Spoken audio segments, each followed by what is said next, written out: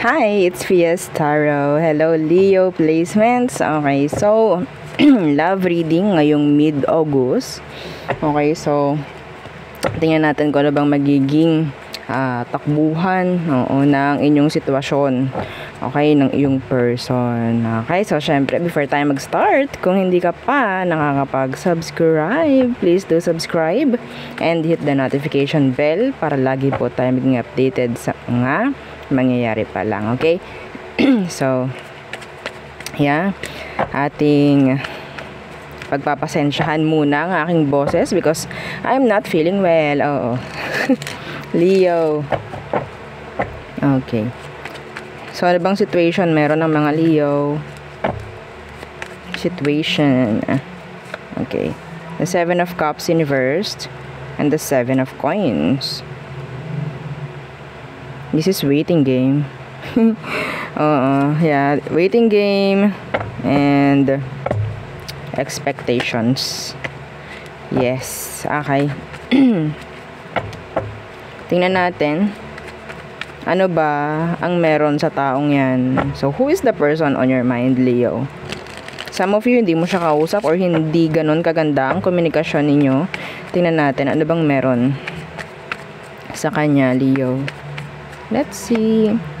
Okay, the Lovers. So, maybe you're feeling a strong connection with this person. Pwedeng Gemini. Yeah, the 2 of Cups in reverse. So, parang may nangyaring, sabihin nating, fallout. Okay? Nandiyan, some of you, nandiyan yung person, pero parang hindi mo maramdaman. Okay? Nandiyan siya, I don't know, kung nakikita mo ba yan, or nakaka-connect mo, paminsan-minsan, physically, may chance, pero emosyon, malayo. Okay? Malayo yung emosyon. Sabihin nating, you're getting a mixed signal, so, from this person. Okay? So, Gemini and the water sign. Yung iba rito, this person, I think, nandyan sila physically, pero emotionally, parang hindi sila invested, or hindi sila available, or hindi siya open. Okay, yeah, this is a waiting game. Yes. Nandyan siya, pero bakit ganyan? Parang hindi ko maramdaman na magka-connect kami, or magka-relasyon kami. Okay. So, tingnan natin. Why the 2 of Cups? Tingnan ko, ha. Sandali lang. Ano tong 2 of Cups na naka-reversed for Leo? Uy, okay. The 6 of Wands. Someone is getting or looking for attention. Yeah. Iba sa inyo, talagang ang daming gumugulo sa utak mo. Gawa niya. Okay, so maybe this person is getting your attention sa pamamagitan ng kung ano. Okay? Pero, emotionally, hindi kayo magka-connect. Okay? Ilagay nyo lang yung sarili nyo sa kung anong sitwasyon meron kayo, ha? Okay? Ano ba talaga? Tingnan natin. Ano ba talaga ang emosyon nito para sa'yo? Bakit siya nandyan? Bakit hindi siya umaalis if ever may separation? Okay, so nakakagulo sa energy mo. Tingnan natin anong emosyon niya for you. Yeah, the 8 of Swords. Stuck. Why? Why the 8 of Swords? The 10 of Wands. Kung past person to, still waiting itong taong to, ha? Hindi niya kayang maging direct sa'yo actually. Okay? Hindi niya kayang maging direct sa'yo, kaya kukunin niya yung attention mo. Parang ganyan. Nakukuha ko, pagdating sa emosyon niya, hindi pa nila like totally kaya na mawala ka. Okay? Hindi nila kaya, yung parang iisipin pa lang nila na kung i-let go ko, kung hayaan ko lang to, kakayanan ko kaya? So, ganun. Okay? Yeah. You're getting mixed signals from this person. Yes. Mixed signals. Hindi ko rin mawari sa kanya kung bakit hindi siya nagawa ng direct action towards you. Okay?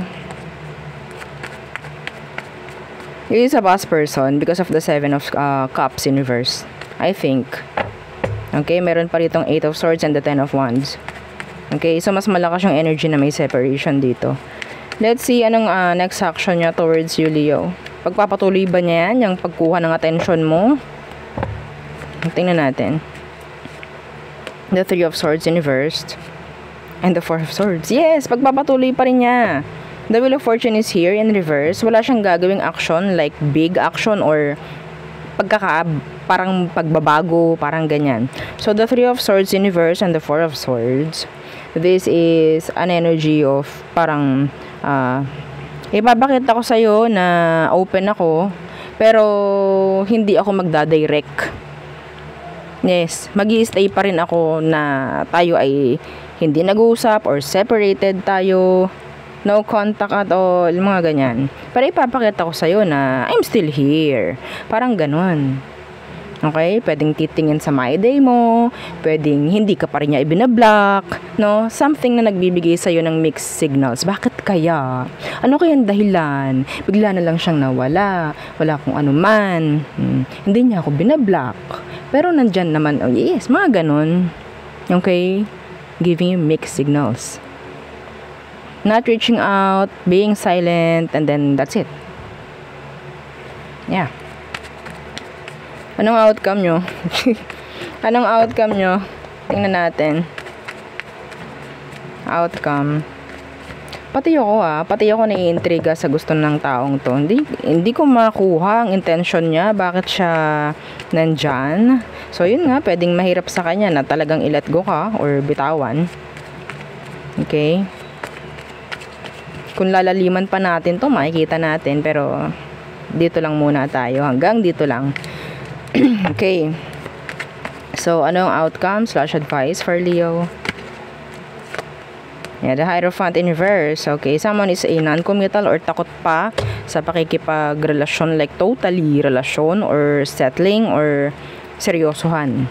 Okay, someone is not available. Yeah, the 2 of Swords. Okay, if someone is giving you mixed signals, the 4 of Cups. Okay, now, ito ikaw na parang isip ka ng isip, ano bang meron? They're not giving you clarity or kung ano man, intentions nila, emotions nila, then, huwag mong hayaan yung sarili mong ma-stress. Na-stress ka eh. You're expecting sa kanya dahil lang sa maliit or sa katiting lang na nakikita mo. Okay? As simple as, hindi niya ako binablock, pero separated na kami, pero hindi pa rin niya ako binablock. Ganung kaliit. Bibigyan mo ng alin? Malaking, what? Isipin ang sarili mo. Bakit kaya?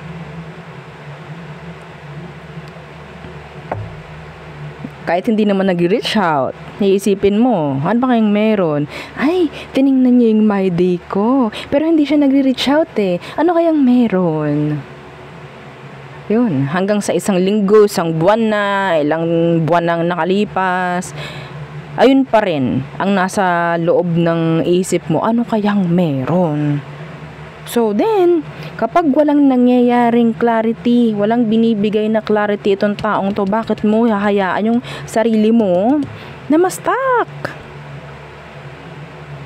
Pahihirapan mo yung sarili mo kapag ganyan. So, if they're giving you a lot of confusion sa mga ganyang kung ano man yung mga ginagawa nila, no? Sa tingin ko, you're still giving them attention, okay? So,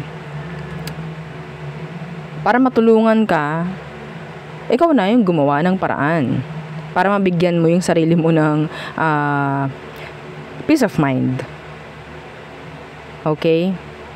Kung gagawa ng paraan yan, makausap ka or what, sana dati pa. Yes. Kung gagawa ka ng paraan, okay? Kunyari, block mo. At nakita ka niya na binlock mo nga. Okay? Binlock mo siya. Para yung para yung hindi mapapakali, bakit kaya ako, may chance na mag-reach out if ever. Okay? May chance na mag-reach out.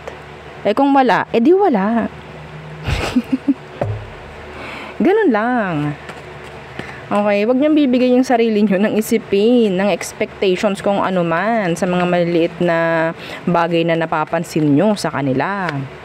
See, the Six of Coins in reverse. If they're not giving you clarity, then ikaw na magbigay sa sarili mo. See, the Justice. Ikaw na maging patas sa sarili mo. If hindi nila kaya maging fair sa'yo, ikaw na. 'Di ba? Yung barahan na mismo nagsasabi. Okay? Kung magkasama kayo nito, sabihin nating magtanong ka. Masama ba magtanong? Huwag mahihiyang magtanong.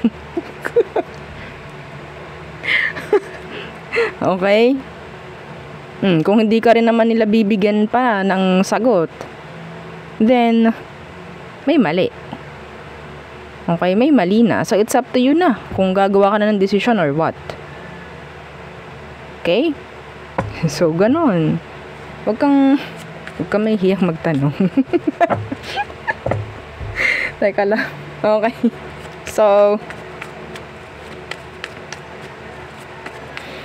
okay. So tayo nang tumungo sa all signs Aries through Pisces for Leo.